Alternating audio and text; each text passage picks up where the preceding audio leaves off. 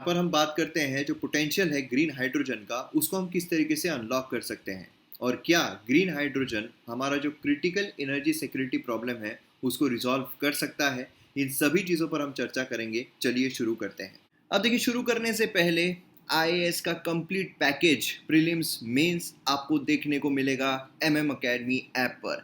आपको GS paper 1 के art and culture, ancient history, medieval history, modern history, history of independence, geography, Indian society, complete GS 1, complete GS 2, polity, governance, society, international relations, GS 3, Indian economy, environment, inter security, disaster management, science and technology, agriculture, GS 4, ethics, और उसी के साथ साथ bonus courses जो है India year book, answer writing course, personal guidance, mock test, सभी आपको देखने को मिलेंगे। तो यहाँ पर आप देख सकते हो कैसे आपको डाउनलोड करना है।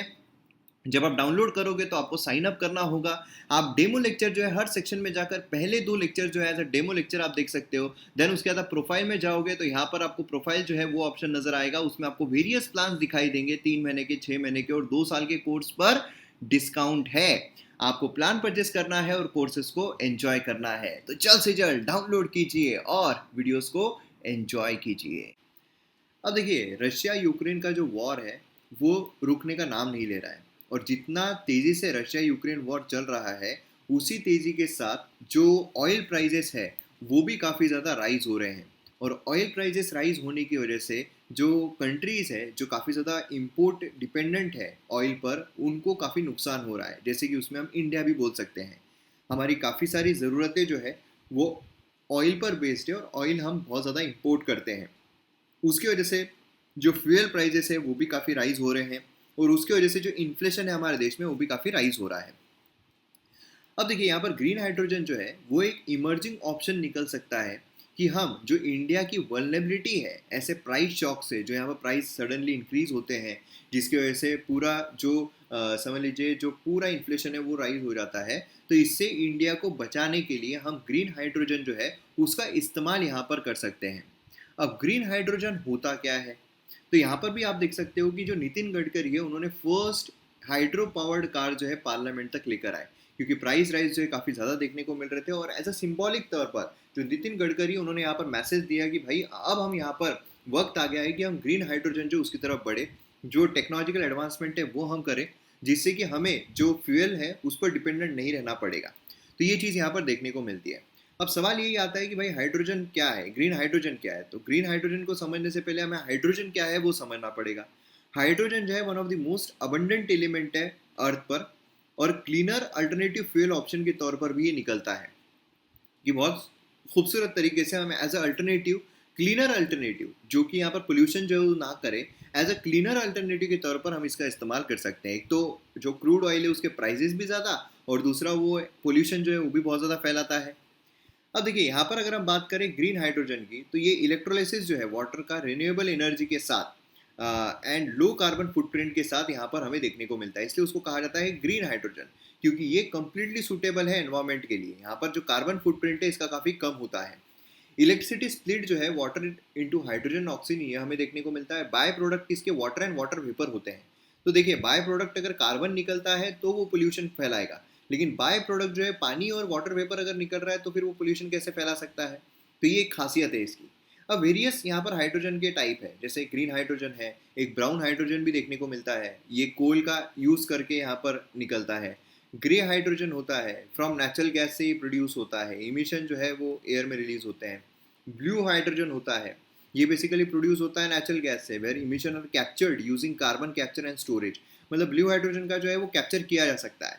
तो ये चीज़ें यहाँ पर निकल कर आती है। सबसे सेफ एंड सबसे अच्छा अगर हम देखते हैं तो ग्रीन हाइड्रोजन जो है ये हमें देखने को मिलता है, जो हम यूज़ भी कर सकते हैं। अब आपके मन में सवाल ये आ रहा होगा कि ये हाइड्रोजन जो है ये यूज़ करने के बजाय इसके लिए हमें इंफ्रास्ट्रक्चर डेवलपमेंट करना पड़ेगा अलग से, तो इससे अच्छा बाकी जो रिन्यूएबल टेक्नोलॉजीज़ है उसका हम इस्तेमाल क्यों नहीं कर सकते हैं, है ना? कि जो रिन्यूएबल एनर्जी टेक्नोलॉजीज़ है बचे हुए बाकी के, उनका हम इस्तेमाल क्यों नहीं कर सकते हैं?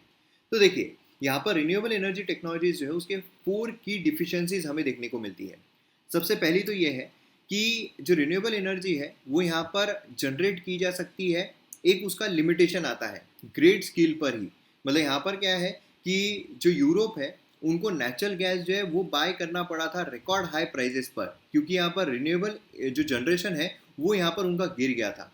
क्योंकि एक प्रॉपर ग्रेड स्केल होती है, स्टोरेज जो उसके लिमिटेशंस होते हैं कि उतना ही स्टोरेज हो पाएगा, उससे ज़्यादा स्टोरेज नहीं हो पाएगा। तो ये प्रॉब्लम समस्या जो है देखने को मिलती है। और इसकी वजह से क्या है, इसकी वजह से अगर जनरेशन यहाँ पर फेल हो जाए तो फिर जो बाकी है ऑयल है, नेचुरल गैस है, उस पर हमें डिपेंडेंट रहना पड़ेगा इंपोर्ट करने के लिए।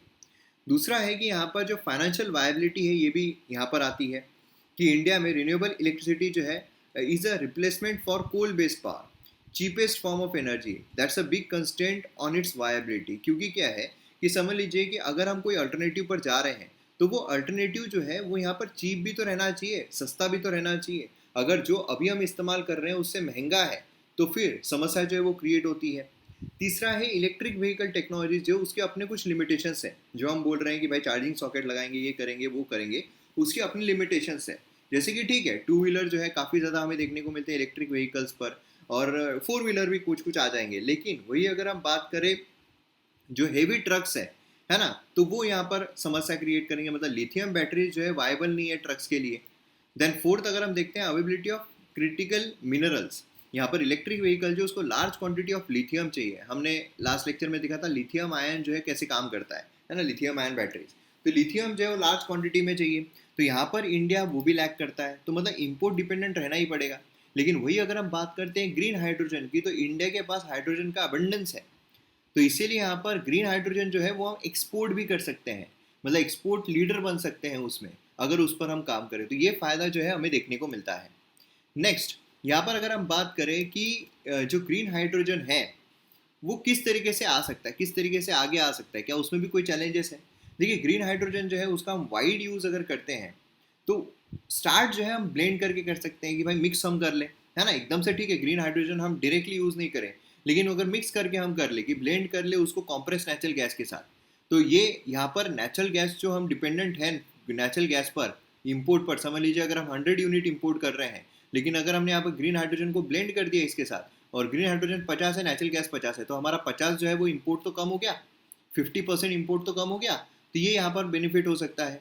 अब हाइड्रोजन व्हीकल को सीधा रोड पर लेकर आना, उसके लिए हमें इंफ्रास्ट्रक्चर जो है बहुत ज़्यादा लगेगा, उसमें कोई दोहराई नहीं है।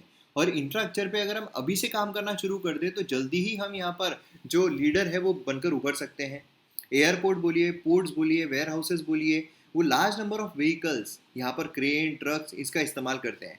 तो वो यहाँ पर हाइड्रोजन फ्यूल सेल पर काम कराना हम शुरू कर दें तो एक पायलट प्रोजेक्ट की तरह भी वो काम कर लेगा कि भाई यहाँ पर ये लोग जो है इनके पास वहीं के वहीं पे रहती है गाड़ियाँ, है ना, वहीं के वहीं पे रहती है, इसलिए कोई भी दिक्कत आती है तो वहीं के वहीं पे रिजॉल्व हो जाएगा। Apart from government back players, यहाँ पर गवर्नमेंट जो है वो तो रहनी ही चाहिए इसमें इन्वॉल्व, गवर्नमेंट ने तो करना ही चाहिए। लेकिन हाइड्रोजन इकोनॉमी जो उसके लिए हमें प्राइवेट सेक्टर का पार्टिसिपेशन भी लगेगा, क्योंकि इसमें R&D रिसर्च काफ़ी ज़्यादा होता है, और वो यहाँ पर प्राइवेट सेक्टर जब इन्वॉल्व होगा तो काफ़ी खूबसूरत तरीके से होगा, काफ़ी एडवांस तरीके से होगा। तो ये भी चीज़ जो है हमें यहाँ पर लेकर आना ज़रूरी है। तो अब मैं उम्मीद करता हूँ कि यहाँ पर ये जो चीज़ है आपको अच्छी तरह समझ में आ गई होगी, और अगर आपको वीडियो पसंद आता है तो आप शेयर ज़रूर कीजिएगा।